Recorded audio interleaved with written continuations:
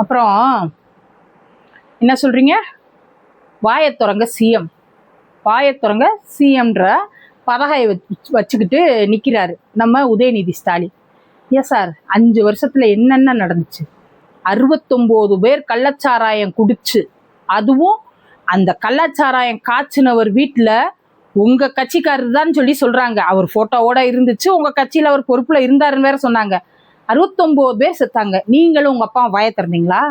வேங்கை வயல்ல குடிக்கிற தண்ணியில மலத்தை கலந்தாங்க. நீங்களும் உங்க அப்பா வாய திறந்தீங்களா? நாங்குநேரியில ஒரு பையன் நல்லா படிக்கிறான், ஒரு பட்டியலினத்து பையன் நல்லா படிக்கிறான், வீடு புகுந்து வெட்டினாங்க. உங்க அப்பாவை நீங்களும் வாய திறந்தீங்களா? அப்புறம் அதே நாங்குநேரியில ஒரு பட்டியலின இளைஞ ஒரு நல்ல விலை உயர்ந்த ஒரு பைக்கை ஓட்டிட்டு போனான், அவன் கையை வெட்டினாங்க. அப்ப நீங்களும் உங்க அப்பா வாய திறந்தீங்களா? கவின் ஆணவ படுகொலை நடந்துச்சே, அப்ப நீங்களும் உங்க அப்பா வாய திறந்தீங்களா? சத்துணவு ஊழியர்கள் போராட்டம் பண்ணாங்க, அப்ப நீங்களும் உங்க அப்பா வாய திறந்தீங்களா? மருத்துவர்கள் போராடினாங்க, வாய திறந்தீங்களா? செவிலியர்கள் போராடினாங்க, வாய திறந்தீங்களா? அப்புறம் நீங்க நடத்துனீங்களே விமான சாகச நிகழ்ச்சின்னு சொல்லிட்டு, அதுல 5 பேர் இறந்தாங்க. அப்ப நீங்களும் உங்க அப்பாவும் வாய திறந்தீங்களா? அண்ணா யூனிவர்சிட்டிக்குள்ள உங்க திமுக காரன் ஒருத்தன் உள்ள போய் அண்ணா யூனிவர்சிட்டிக்குள்ள போய் ஒரு பொண்ணுக்கு பாலியல் தொந்தரவு கொடுத்துருக்கான். அவனை நீங்க என்ன சொன்னீங்க? திமுக அனுதாபி அப்படின்னு சொல்லி சொன்னீங்க. அவர் இது நடக்கையில நீங்களும் உங்க அப்பாவும் உடனே வாய்ஸ் அவுட் பண்ணீங்களா? வாயை திறந்தீங்களா?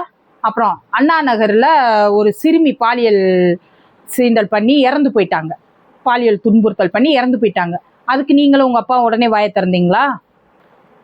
அடுத்து தூத்துக்குடி விளாத்தி குளத்துல ஒரு +2 படிச்சுட்டு இருந்த ஒரு மாணவி, அவ்வளோ மார்க் எடுத்து அவ்வளோ நல்லா படிக்கிற ஒரு மாணவி, ஒரு இயற்கை உபாதை கழிக்கிறதுக்காண்டி ஒரு கொஞ்சம் தள்ளி ஒரு கொல்லை பக்கம் போயிருக்காங்க.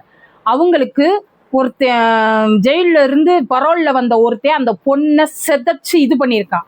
அவனை கண்டுபிடிக்கிறதுக்கே 4 நாள் ஆக்குனாங்க. சரி, அந்த இதுக்கு நீங்களும் உங்க அப்பாவை ஏதாச்சும் ஒரு இதுக்கு வாயை திறந்தீங்களா? அடுத்து திமுக காரன் ஒருத்தன் தரையில தான் பெண்களுக்கு பாலியல் சீண்டல் கொடுத்தீங்க பத்தாது அப்படின்னு சொல்லிட்டு ஏர்போர்ட்ல ஏரோப்ளைன்ல பறந்து வந்துட்டு இருக்கையில அந்த ஏர் ஹோஸ்டஸ் இருப்பாங்கல்ல, அந்த பொண்ணுகிட்ட பாலியல் சீண்டல் பண்ணியிருந்தா. அதுக்கு நீங்களும் உங்க அப்பாவும் ஏதாச்சும் வாய்ஸ் அவுட் பண்ணீங்களா? அப்புறம் உங்க திமுக எம்எல்ஏ இருக்காரே, அவருக்கு சொந்தமான மைன்ஸ்ல அளவுக்கு மீறி அனுமதிக்கப்பட்டதுக்கு மீறி அவங்க அந்த சுரங்கத்தை தோண்டி இது பண்ணியிருக்காங்க, முறைகேடு பண்ணியிருக்காங்கன்னு சொல்லிட்டு நியூஸ் 24/7 இருக்குதே, அந்த நிருபர் உள்ள போய் புகைப்படம் எடுத்து அந்த நியூஸ் போடணும்னு சொல்லி போயிருக்காரு.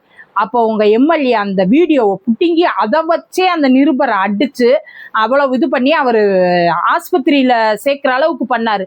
அப்போ நீங்களும் உங்க அப்பாவும் ஏதாச்சும் வாய்ஸ் அவுட் பண்ணீங்களா? வாயை திறந்தீங்களா? அப்புறம் நம்ம இவங்க இருக்காங்களே, தூய்மை பணியாளர்கள் இருக்காங்களே, அவங்கெல்லாம் தெய்வத்துக்கு சமானம். அவங்க என்ன சொல்லிட்டாங்க? எங்களை தனியார் மயம் ஆக்காதீங்க, எங்களை உங்க அரசு பொறுப்புலேயே வச்சுக்கிட்டு எங்களுக்கு கொஞ்சம் நல்ல சம்பளம் கொடுங்க அப்படின்னு சொல்லி தான் கேட்டாங்க. அவங்கள என்ன செஞ்சீங்க? ரவும் பகலும் பாவம் அந்த கொசுக்கடியில அவங்க அங்க உட்காந்து போராட்டம் பண்ணப்ப மறுநாள் சுதந்திர தினம் கொடியேற்றணுன்றதுக்காண்டி அவங்கள நைட்டோட நைட்டா தூக்கி கொண்டு போய் எங்கேயோ போட்டுவிட்டு நீங்களும் உங்க அப்பாவும் போய் கூலிப்படம் பார்த்துட்டு அதுக்கு ரிவ்யூ கொடுத்துட்டு இருந்தீங்க. அவங்களுக்காண்டி ஏதாச்சும் 14 நாள் போராடினாங்க, அவங்க 13-14 நாள் போராடினாங்க. நீங்களும் உங்க அப்பாவும் போய் அவங்கள சந்திச்சிங்களா? இல்ல அவங்களுக்கு அப்ப ஏதாச்சும் வாயை திறந்தீங்களா? ஆனா இப்ப வந்திருக்க எங்க தலைவர் இருக்காரு பார்த்தீங்களா, அவர் என்ன சொல்றாரு? என்ன இது நம்ம சொந்த கட்சிக்காரவங்க டிவிகே கட்சிக்காரவங்களே ஏதாச்சும் ஒரு தப்பு பண்ணாங்கன்னா உடனே அவங்கள கைது செய்யுங்க, அடிப்படை உறுப்பினர் பதவியில இருந்து அந்த உறுப்பினர்ல இருந்து கூட நீக்கிருங்க, அந்த குற்றம் உண்மைன்னு சொல்லி தெரிஞ்சா அவங்கள அடிப்படை உறுப்பினராக கூட இருக்க வைக்க கூடாது, கட்சியில இருந்தே நீக்கிருங்க அப்படின்னு சொல்லிட்டு எங்க தலைவர் சொல்றாரு. அதனால கட்சியை எப்படி நடத்தணும், ஆட்சியை எப்படி நடத்தணும் அப்படின்றத எங்க தலைவர்கிட்ட கத்துக்கோங்க. என்ன எல்லாரையும் ஆட விடாதீங்க. இதுல வாயை திறங்க சிஎம். திறக்கலாம், வாயை கண்டிப்பா திறக்கலாம், ஒண்ணுக்கு வேணா திறக்கலாம். உங்க ஆட்சி, உங்க லட்சணம், உங்களுடைய இந்த கட்சியை நடத்துற விதம் இதெல்லாம் காரி துப்புறதுக்கு வேணா வாயை திறக்கலாம். வாயை திறக்கட்டுமா? மக்கள் வாயை திறந்தாங்கன்னு வைங்க, நாரி போயிடும்.